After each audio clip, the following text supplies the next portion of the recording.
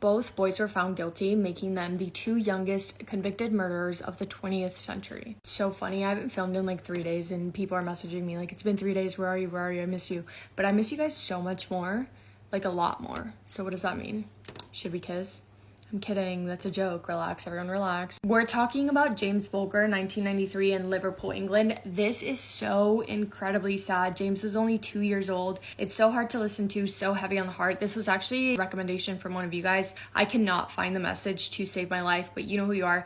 Thank you for mentioning this because this story should be heard. However, if you are a mom or just don't like listening to anything about children, please don't. It's incredibly sad, hard to listen to, so this is your warning. There's obviously not much background to the story because James was only 2. He was just a baby, but this happened February 12th, 1993. That day, James and his mom went to a place called the Strand. It's a shopping center, a shopping mall. They went to a butcher's shop on the first floor. Denise was holding James's hand, his mom, and she let go of his hand for 1 second to pull out her card to pay, looked away, and when she looked back, James was gone. Denise's mom was first of all scared, second of all confused because she was holding his hand 1 second and the next second he was gone, so the police were called immediately. They were obviously talking to everyone inside the building, seeing if anyone saw anything. Nobody did. Eventually, Denise was taken to the police station to be questioned as officers stayed back and were looking around the surrounding areas. The next morning, Denise is still at the station. She's being questioned almost for 24 hours straight while police are getting the CCTV footage from the Strand. In the footage, at 3:42 p.m., James is seen. You can't see his face, but his mom confirmed that it was him because of what he was wearing. He's seen walking out holding the hands of 2 boys that looked like they were around 14 to 15 years old. Initially, James's family's reaction is, oh, he's with 2 young boys. Surely he's not in trouble. They wouldn't be causing him danger.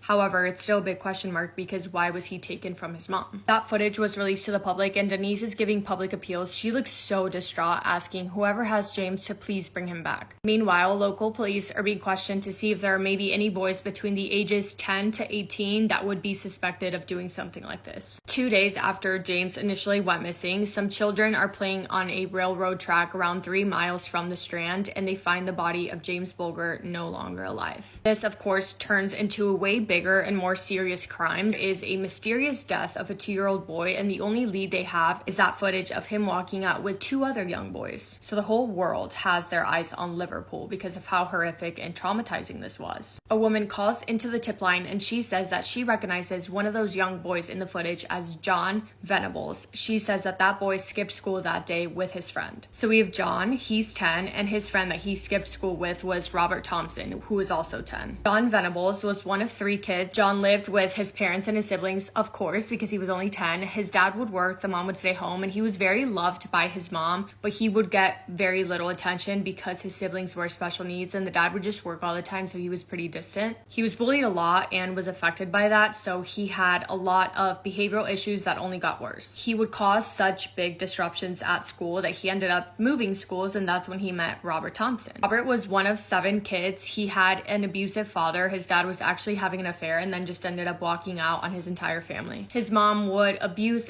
and the 7 children were just forgotten about, to be honest. They started to miss school, they started to shoplift, and they would just get in trouble, get aggressive. Social workers were very, very often at their house because all the 7 kids would just fight all the time. So when Robert and John met, they honestly had a ton in common. They were both bullied, both moms were alcoholics, both missing a father figure. They developed behavioral issues that only got worse, started skipping school, started shoplifting, and the list goes on. When the police originally got the call from the woman saying she recognized John in the footage, they did not think those boys did it because they were only 10. They went to their houses to question them, more so just to say that they did and to rule them out, not because they were actually suspicious that they may have done anything. One set of officers went to Robert's house and another one went to John's house, and when they got there, they said they were there for the murder of James Bulger, and they said, "We think you may have had something to do with it," and both boys panicked. That's when they were like, oh, did they actually do this? Both 10-year-old boys were arrested and taken to separate police stations to be questioned. In Robert's questioning, it was sort of difficult trying to get him to say anything. He first lied and said that he wasn't there, he never took James, etc. However, when they brought up that he was on CCTV footage walking out with James, he blamed everything on John. He starts crying. He says it was John's idea to do everything. He says that he was actually begging John to take the baby back. In John's interview, he initially says that he wasn't there at all, that he was not even in the area at all that day. But when they tell him that Robert said that they were, he goes, "Oh yes, we were, but we never grabbed a child." Then he started screaming and crying. Keep in mind, their moms are inside of the questioning room because they are 10 years old. John starts screaming, crying, then he tries to hug the police officers, then he hugs his mom, and then he screamed, crying again. After 2 days of being questioned, they finally start to confess, but they just start blaming each other. Robert says they did take the baby, they walked him to the railroad tracks, and then says that John abused him and that Robert didn't do anything, he was just watching, and then he just went home. John says that Robert did everything and says that Robert was throwing bricks at the baby and the baby kept getting back up, and then he kept throwing bricks at him, but that John never did anything himself. Can't put the clips in here because I don't want the video to get taken down for copyright, but you need to look up the videos of the boys being questioned. They sound like babies themselves. They are 10 years old. It's so eerie and creepy hearing their little voices talking about these heinous crimes because it's so mortifying to think that someone that little could do something like that to a baby. After hours of this, the cops finally put a timeline together of what they think happened. John and Robert's original plan was to just go to the Strand, take little baby and push him out in front of a car outside on the main road. They actually did try and take a different 2-year-old little baby, but the mom saw them trying to hold his hand and the mom stopped it, and they just walked around until they found James. The boys took James by his hand and they walked out of the Strand, walked 3 miles away from the Strand to the railroad tracks, and at the beginning of their walk they actually took him to a canal where he was dropped on his head and then he started bleeding. On their walk, 3-mile walk from the Strand to the railroad tracks, they saw 38 people. People were asking why James, the little baby, was crying and had blood on his head. The boys just said that it was their little brother and that they were taking him home to the mom. They then made it to the railroad track and they tortured and assaulted James. I don't want to give exact details on this because it is so traumatizing, but I am going to mention some of the things that were found. If you don't want to listen to that, maybe just skip forward a bit. 2 boys threw paint in James's eyes. They hit him, they beat him, they threw rocks and bricks at him, stomped on him, and then SA'd him. There's also, of course, evidence that proves that the boys did do this because, for example, the paint that was found in James's eyes was also found on the boys' clothes, as well as the blood that they had in their shoes matched James's DNA. Little baby James suffered a total of 42 injuries. 10 of those were skull fractures, and he also was found to have brain damage. The 2 boys then left James's body on the train tracks, weighing it down with something so that he couldn't move, hoping that a train would come and that it would look like an accident. A train did come and it did end up cutting James's little body in half. However, it was ruled that he had passed away before the train even got there. His cause of death was ruled as beating. In February 1993, both boys were charged with attempted kidnapping for that one little boy they tried to take,